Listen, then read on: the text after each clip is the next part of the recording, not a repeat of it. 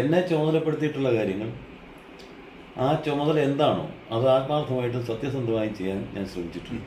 ഈ പറയുന്ന കാര്യങ്ങളിൽ അല്ലെങ്കിൽ ആരോപിക്കപ്പെടുന്ന കാര്യങ്ങളിൽ സത്യസന്ധതയുടെ ഒരംശം പോലും ഇല്ല എന്നുള്ളത് മനസ്സിലാവും. പലരും ചോദിക്കാറുണ്ട്, ശബരിമലയിലെ ഈ പ്രശ്നങ്ങളൊക്കെ കൂടെ ഉണ്ടായ മാനസികാവസ്ഥ. ശബരിമല ക്ഷേത്രത്തിന്റെ സ്വർണം 28 വർഷമായിട്ട് ഓഡിറ്റില്ലാതിരുന്നതാണ്.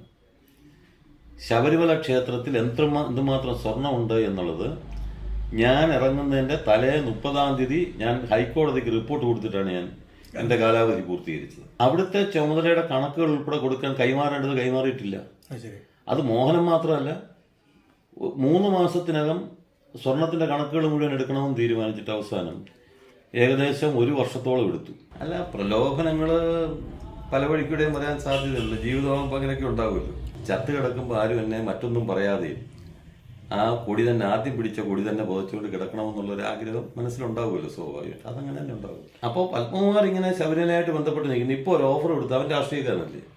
ഞാനങ്ങനെ കണ്ടിടത്തൊക്കെ പോയി കിട്ടുന്നതൊക്കെ വായിക്കാൻ നടക്കുന്ന ആളല്ലല്ലോ. എല്ലാവരും പറയുന്നത് അങ്ങനെയാണ്, കാരണം ഇതൊരു മുൾക്കിരീടമായിരുന്നു, അങ്ങനെ പേരുദോഷം കിട്ടും.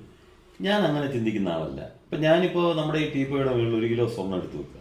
ആ 1 കിലോ സ്വർണം നമ്മളൊരു സ്വർണം പണിയുന്ന ഒരാളിനെ കാണിച്ചാൽ, അത് പണിഞ്ഞ് കടയിലൊക്കെ വെച്ച് കൊടുത്തു കഴിഞ്ഞാൽ എത്ര രൂപ ലാഭം കിട്ടും എന്ന് അദ്ദേഹം ആലോചിക്കും. ഒരു സ്ത്രീയെ കാണിച്ചാലോ, ഇതുകൊണ്ട് എന്തുമാത്രം ആഭരണം ഉണ്ടാക്കിയിടാൻ കഴിയുമെന്ന് ആലോചിക്കും. ഇത് തന്നെ ഒരു കള്ളനെ കാണിച്ചാലോ, ഇതെങ്ങനെ അടിച്ചു മാറ്റാൻ പറ്റുമെന്ന് ആലോചിക്കും. അപ്പൊ സ്വർണത്തിന് വ്യത്യാസമില്ല. എനിക്ക് ടെൻഷനൊക്കെ ഉണ്ടായിട്ടുണ്ട്. കാരണം എങ്ങനെയായി തീരും ശബരിമലയിലെ ഒരു പ്രശ്നം, സുപ്രീം കോടതി വിധിയാണ്, മറ്റൊരു തീരുമാനം ഉണ്ടാകുന്നത് വരെ യഥാർത്ഥത്തിൽ ദേവസ്വം ബോർഡ് സാവകാശ ഹർജി കൊടുക്കാനാണ് തീരുമാനിച്ചത്. അങ്ങനെയാണെങ്കിൽ ആ കേസ്, സുപ്രീം കോടതി കേസ് കൊടുത്തവരല്ലേ ആദ്യം പിടിക്കേണ്ടത്, അവരല്ലേ ആദ്യം മറുപടി പറയേണ്ടത്.